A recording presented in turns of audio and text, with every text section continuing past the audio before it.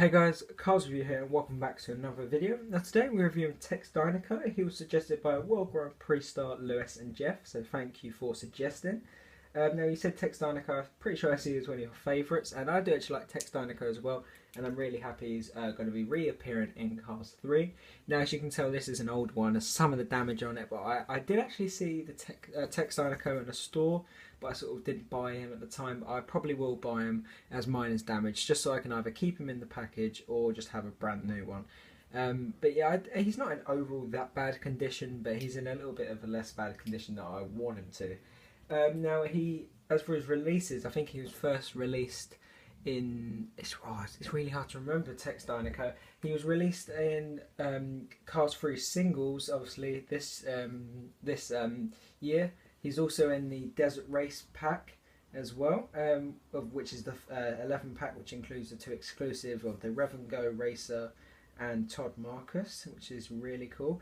They're the only two racers I don't have, apart from Ralph Carlo and the Toe Cap Racer. I never remember his name. But yeah, so there's four really, but two that I probably won't get for a while. But yeah, his first release was in the World of Cars series. That's what I would have got him in here. He's also been released fairly recently in 2014 in a Radiator Springs Classics pack, and he was also released in the Racerama set as well. He was released in 2013 in a double pack with Mrs. the King. He was also released in the Dinoco Daydream series in 2016 as well, but I didn't really see many of him. Oh yeah, sorry, he was also released in the Supercharged series as well. So as you can tell, he's been released many times. Also in the World of Cars / Racerama Eye Changers. He's been released as a colour change in the Dinoco series for 2015 and the Movie Moments double pack for Dinoco McQueen. So he has been released a lot of times, and in certain 3 packs and stuff as well. So he's definitely been released a lot of times. So if you were like around the right age to buy him at the time, he was very easy to find. But obviously, not. It's fairly easy because he's coming out again, but up until recently it's not been very easy to find. But now you should not have any problem with finding him. Now he is obviously the guy who owns Dinoco, which is really cool, obviously in his name, Tex Dinoco. And now he has sort of employed the cars such as the King, with another member of the Dinoco family, and Cal Weathers here as well. Obviously Cruz Ramirez will be the Dinoco racer as well, but not yet technically.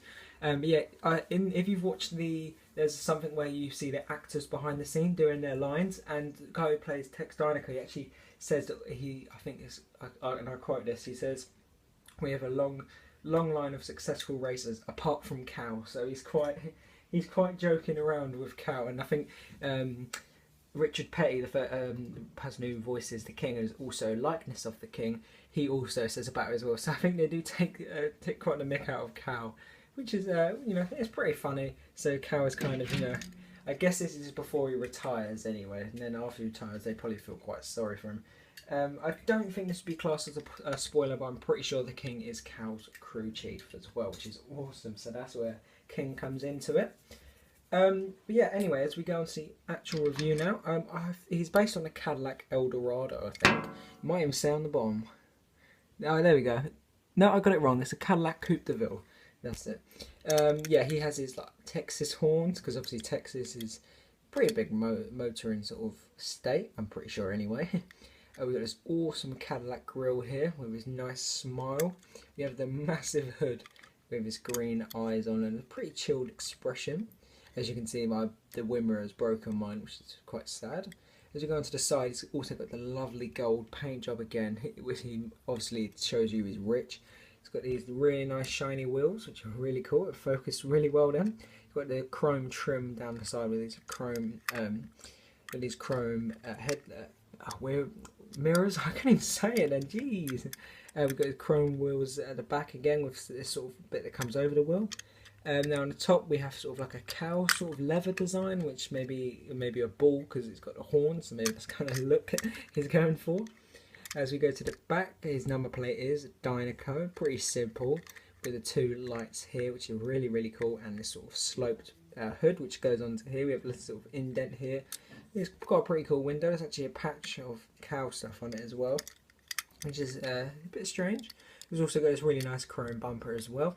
Other side is pretty much the same thing.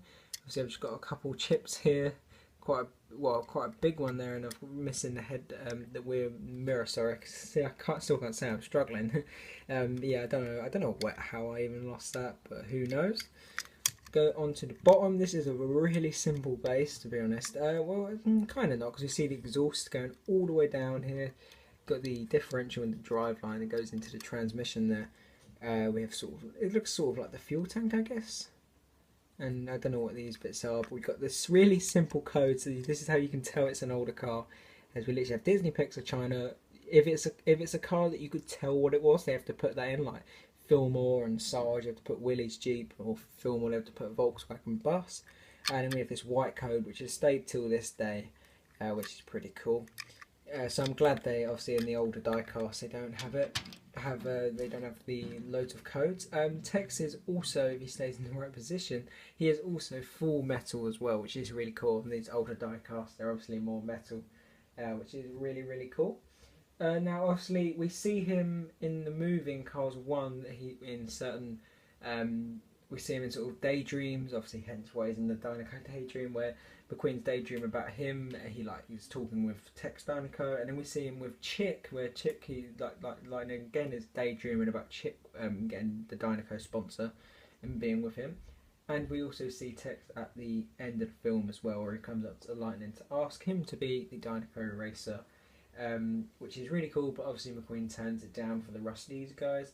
And now that we know in Cars 3 that Rusty's is the biggest brand in racing, as you can tell from what Mr. Sterling here says, I will be reviewing him soon as well, guys, so don't worry about that. But yeah, that's about it on Tex. I just would like to also say, guys, that you can sort of, I prompt you to start suggesting again, as I've only got 2 more lined up, so I'd like you guys to suggest some more. I'm going to be starting my next diecast review will be a Cars 3 one. I'm not going to say who yet, as I'd like it to be a surprise, but up until maybe a couple weeks, or maybe a week and a bit maybe, until I review Lewis Hamilton, I will just be doing Cars 3 cars. Should be daily content, but if it's not, because I do have exams coming up next week, so I'm going to be doing revision for them. So if you don't see a video, then that's the reason why. But that's about it for this review, guys. As always, I'll see you in the next review.